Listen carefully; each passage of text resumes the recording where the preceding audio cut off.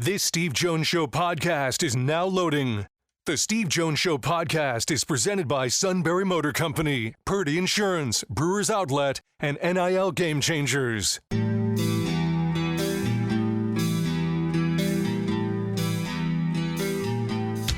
Bringing you an in-depth look at Penn State sports and more. This is the Steve Jones Show on News Radio 1070 WKOK. The Steve Jones Show is presented by NIL Game Changers, Sunbury Motor Company, Purdy Insurance, and Brewers Outlet. Now from the Sunbury Motor Studio, here's Steve Jones. And this half hour brought to you by Brewers Outlet, Reagan Street in Sunbury, the beverage supermarket. Imports, domestics, microbrews, the best selection of beer anywhere. Wine coolers, water, soft drinks, snacks. They roast their peanuts fresh and out every day. Pickle bar, led by the barrels and the dills. Indeed, second to none. Stock up for your Penn State tailgate. Stock up for a weekend of football starting on Friday night. In case you want a little football Brazilian style. At Brewers Outlet, Reagan Street in Sunbury, the beverage supermarket.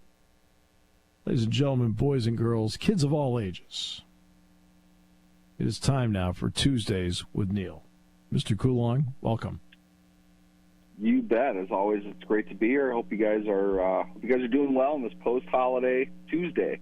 Yes, exactly. So let's get to the Arthur Smith Bowl. And right out of the gate, he gets to face a defense he knows very well. And the Steelers have the Falcons. Your thoughts on the Arthur Smith Bowl? It's a great marketing ploy. I know that. I don't know how much love there was left for Arthur Smith in Atlanta. You didn't get a sense that the players are really behind him. And the job may have been, I don't want to say too much, but I don't, I'm not there with them. I don't know exactly how they would have taken to what he was trying to do or what he was teaching them. But what I know is it seemed to be a train wreck offensively. I always thought it was interesting that he went from one train wreck to another with the hopes of, revitalizing the one now in Pittsburgh. But maybe this group fits better with the things that he was trying to do, but nobody was really sure what he was trying to do in Atlanta. So maybe the game passed him by. Maybe the things that he was trying to do aren't going to be as successful as the success that he had in Tennessee. But I do think Atlanta as a whole probably is not real big on anything Arthur Smith related, and I would think the veteran players who were on that defense would be about ready to want to make a play or two and let Smith know about it. So more the concern that I would have with Atlanta is what they've done offensively to build themselves back up. I think Kirk Cousins is a very solid NFL quarterback. I understand he's not the most popular, not the chart-topping type of guy, but the bottom line is he's far better than anybody that Pittsburgh has had over the last couple of years, and he's a lot better than what Arthur Smith had in Atlanta. And Arthur Smith doesn't have the benefit, again, of having the better of the two quarterbacks in this game. So he's going to have to figure out a way to put up points against a defense that would love to shut him down in many ways, the way that players and fans thought he shut Atlanta down last year. And have to compete, I think, step for step with Cousins and what they're going to be able to do offensively now with maybe a system that's a little bit better fit for the personnel that they have. So it's a tough opening game for the Steelers, and to throw the new offensive coordinator against his former team, going from one bad offense to another. There's a lot of eyeballs are going to be on this one. I'm not getting a great feeling about it, but we'll see. Obviously, it's week one.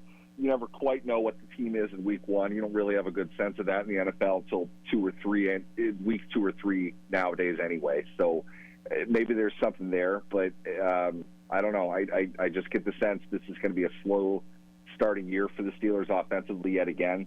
I have faith in their ability to put things together as the year goes, but they're going to need reps. You know, they lost Isaac Siamalu for a couple games, it sounds like.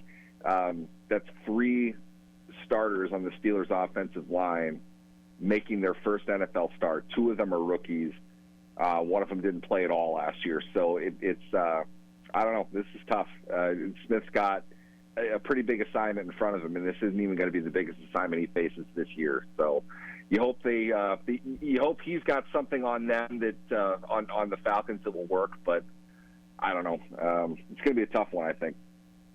On the Steeler defense, going in, what's your impression as to what you think you're going to like? And also what's your impression about the Steelers defense where going in you think you might not like? You always like their ability to get off the edge and make plays, and a lot of that is set up on their ability inside to create chaos. They fill gaps. Typically, they fill gaps well.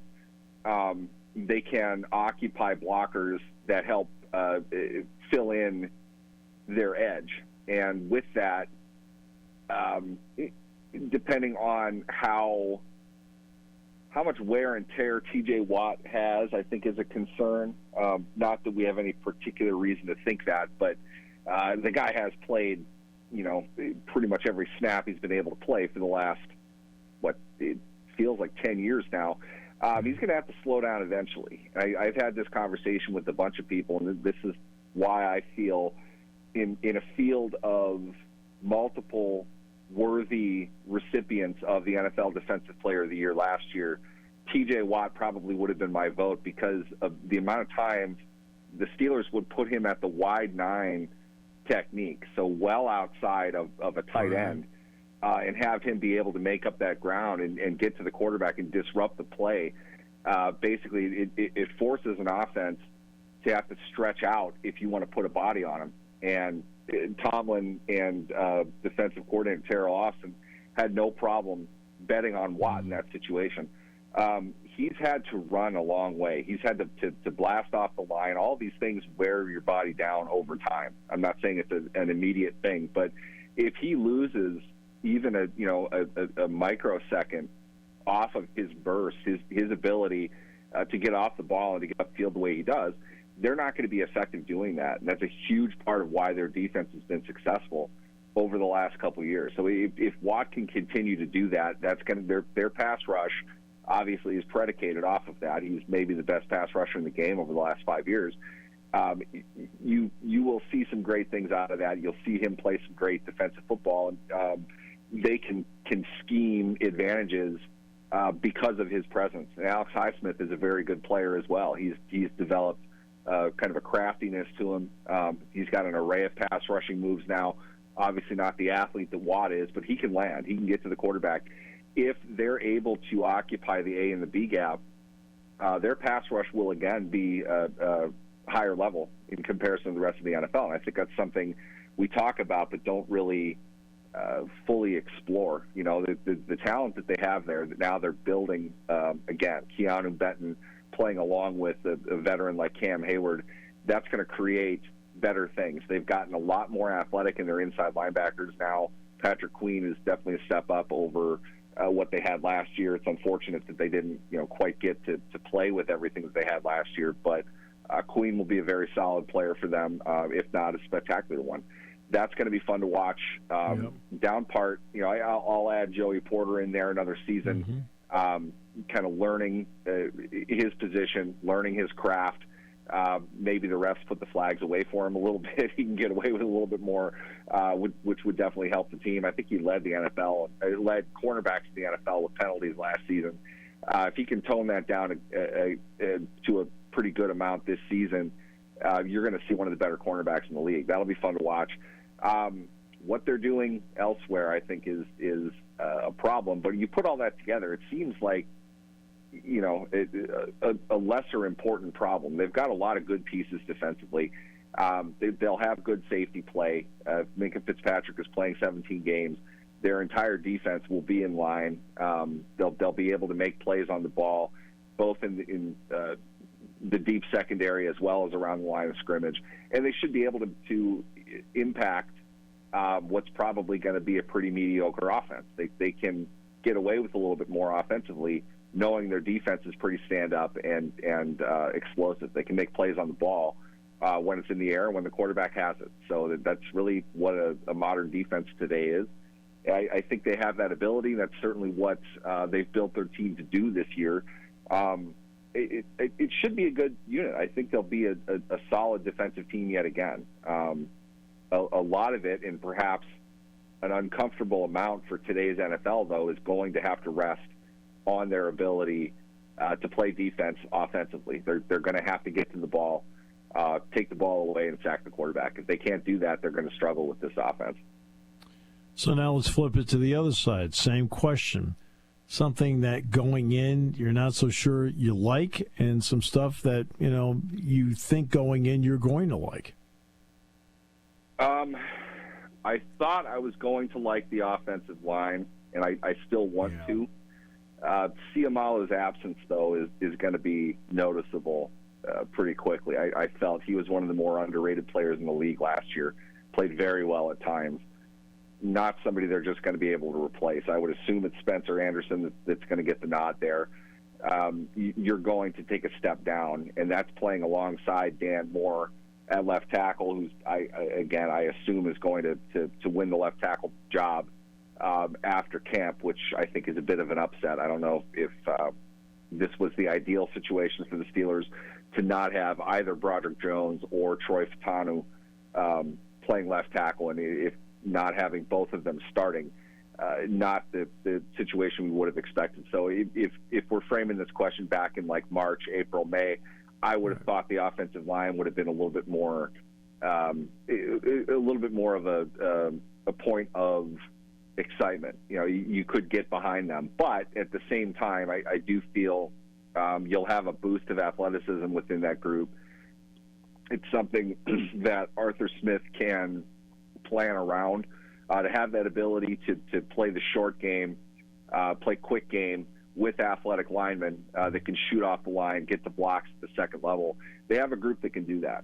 So I feel like we can see explosive plays on higher percentage passes than perhaps we've seen the last couple of years from a team that's struggled to do that. They didn't play RPO as well as we thought they would. They didn't play quick game as well as we thought they would. They did a lot of it. They just didn't really explode. This one of the worst explosive offenses in the game over the last couple of years. I'm not blaming the offensive line for that, but I do think they have the athleticism up front to set stuff up for guys that they can maybe take a 2-yard gain and turn it into 7 or 8. You do that a couple times on a drive, that's points instead of a punt. That's a touchdown instead of a field goal. So that part, I think there is some room for optimism. I'm just not sure how well that's going to click now without Siamalu. The biggest point of contention for me has been and will continue to be the wide receiver position. Now it's going to go down in Yinzer lore forever. Did they actively plan, not just hope for, but plan to get Brandon Ayuk? Now that that's not happening, there's a Brandon Ayuk-sized hole in their salary cap. Yep. They have draft picks. They have a lot of good young talent coming in. They traded Deontay Johnson away for, at best, a mediocre cornerback who's going to start for them, and nothing else, really. The move seemed to suggest we're removing ourselves from Deontay Johnson because we're going to find somebody that's worth more of the money that we have to pay receivers nowadays. They're not paying anybody that. If you're going to try to sell me on Van Jefferson as a Deontay Johnson replacement, I'm not buying it. Everything looks like they really actively wanted to find a 1A type of receiver. And whether they didn't go hard enough or whatever reason, it didn't happen, and they don't have it. So this is a receivers league. Teams have 2, if not 3 guys that can produce. We're not sure if the Steelers have 1. So that's going to be a problem. You can't tell me otherwise, and you can't tell me that as much as I enjoy Darnell Washington, if he's your second tight end, he's not a guy that's getting 4 targets a game. Pat Freiermuth is going to have to get 6, 7 targets a game. Does that make your offense better? George Pickens doesn't play a position in which he's gotten 7, 8 targets a game. Are they going to force that to him, or is this a team that's going to give 12 receivers 4 targets a game? That might be the case. I'm not sure if that is Arthur Smith's plan, if that's what they've always intended to do. It just doesn't seem like it to me. So I think they're left without a receiver. Maybe they're not quite done yet. But I have been saying the entire offseason at some point they're going to bring another one in, but they never did. So I don't know what production they expect to get from the receiver group that's in Pittsburgh. I mean, between your wide receivers, your tight ends, and your running backs, there's some explosive playmaking ability in there, but every team in the league has what the Steelers have. So I don't know if they're difference makers at that position. And I don't think offenses move all that well if you don't have explosive playmakers anymore. So I think they're going to struggle for that. I think they're going to have to play completion ball again. I think they're going to have to play possession ball. And I don't know how well that works in today's NFL. You're asking a lot of your defense, but it seems like that's what they're gearing up to do this year. Yeah. I saw Pat Freiermuth, in fact, was at the Penn State-West Virginia game on Saturday on the sideline. I know this is ground we have covered before, but I wanted to at least revisit it because it fits the moment, and that's the Brazil game coming up on Friday. And your thought on the NFL playing so many games now out of the country, and my point's always been, and it's the fans of this country that built it. I think overall, I see why they're doing it. And I think there's a level at the surface that is kind of like, I don't really care. It doesn't make too big of a difference. I can't help but feel with these operations, there's always a step away from, a real negative PR situation. Don't ask me why, but what flashed in my mind this week thinking about it was a game I covered at the Edward Jones Dome, Rams and Steelers back in 2015. Mm-hmm. A pregame thing went off, and something happened with the pyrotechnics that they melted a section of the field, and there was a half an hour long delay on it. If you've got the attention of a one game night and you're bumping high school games to the side for this, keep that in mind. You're looking to recruit South America, but you're making sure high school fans across the state have to choose between watching this game or watching the local product. I don't know how good of an idea that is, but the point being, primetime audience, something like that happens. It's a negative thing simply because it gives fodder to people that want to go out and make jokes. It doesn't make your product look very good. And even if your operations people have taken care of all this in 100 different stadiums across the country, it's not the same thing. There's international issues going on within the country now as it is, to a point where Twitter isn't allowed, or they're going to have to do a bunch of stuff to help add to the social media effort. It seems like an awfully expensive risk. I understand marketing. I get wanting to push into different areas. I don't know. I watched a bit of the pre-Olympic flag football competition. I'm not sure this is an international game. I don't. That's just me. I get why they want to establish a future, and to do that, they've got to have an international footprint.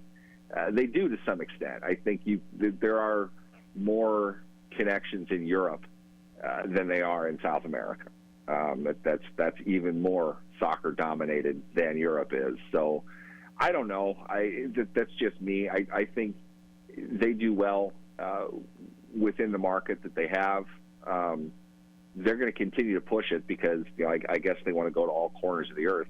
There's no point in stopping expanding. Otherwise, they're out of jobs, right? It just seems more that that's the idea here, not this is good for everything.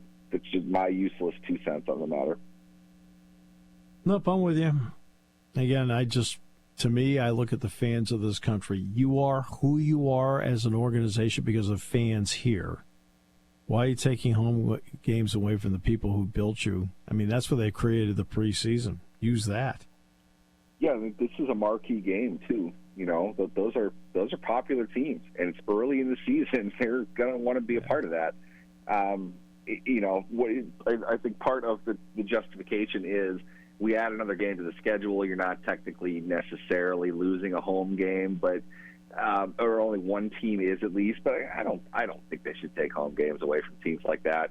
And more than anything is it can't be one game. This has got to be a commitment to several over the next couple of years. And back in the day, the whole thing was, we're going to London because we're trying to leverage Los Angeles into building a stadium so we can move teams there instead of London. Well, that leverage is gone now. What are you going to do? You're going to put it in Sao Paulo? I mean, it's a team isn't moving there. What market do you expect to get on one game a year? That the American press is talking a lot like you and I are right now. I don't think that they're going to be real moved by this game that they don't understand. It doesn't make sense to them. It's not played at all like the game that they're used to watching. That's a significant investment, and I don't see that the juice is worth the squeeze in this particular instance. But I do think when you have a mandate to expand for expansion's sake, this is what you're going to do. And when I say expand, I don't mean move a team anywhere. I mean reach into a different market, a different audience. It's not as if Brazilians have not been able to watch NFL football. I think it's been available to them for however long. Mm-hmm. They're just not going to be all that interested in it, and I think we'll see that come Friday with the local reaction to it all. My friend, always a pleasure. Happy football season. Absolutely. Happy football season to you guys as well. Thanks for having me. Neal Coolong, back with more in a moment on News Radio 1070 WKOK. Party time, game time, or just fun time. Doesn't matter what time it is because it's Brewers Outlet time. The Beverage Supermarket has the area's largest beer selection. Imports, microbrews, ciders, and domestics. Pick from over 100 ice-cold 12-packs and dozens of 24-ounce singles. Soda, snacks, hot sauces, fresh roasted peanuts. Make it one-stop party shopping, and don't forget the pickle bar. So whatever you're celebrating or just doing it up, Brewers Outlet, Reagan Street, Sunbury wants to see you. And thank you for your years of patronage. There's something to be said about a sale with a handshake, a service technician who really knows what he's doing. They can explain it in English what the problem is. There's nothing better than having that friend you could trust in the area. That's Sunbury Motors, where you get selection, knowledgeable salespeople, and prices that fit your budget, and more important, that friend you can trust. Welcome to Sunbury Motors, Kia, Ford, and Hyundai. You could shop other dealers and compare prices, but at Sunbury Motors, you get their lowest price promise. They research the current used vehicle market and guarantee their used car prices are the lowest. If you find a lower price, Sunbury Motors will beat it. 3 dealers all in one.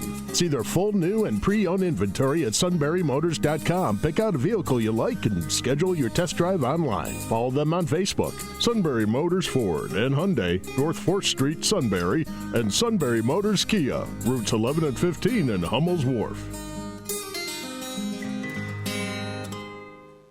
You want your young athlete to get the most out of life and NIL. You need a roadmap, a strategic approach. NIL Game Changers help student athletes earn while they learn in their collegiate journey. Driven by former student athletes and coaches who work as NIL sports agents and content media designers, they'll guide both student and family, starting with high school students looking toward college and those already in college. Get a seasoned team of marketing experts with a background in athletics and coaching. Visit NILGameChangers.org, the ultimate destination for name, image, and likeness opportunities.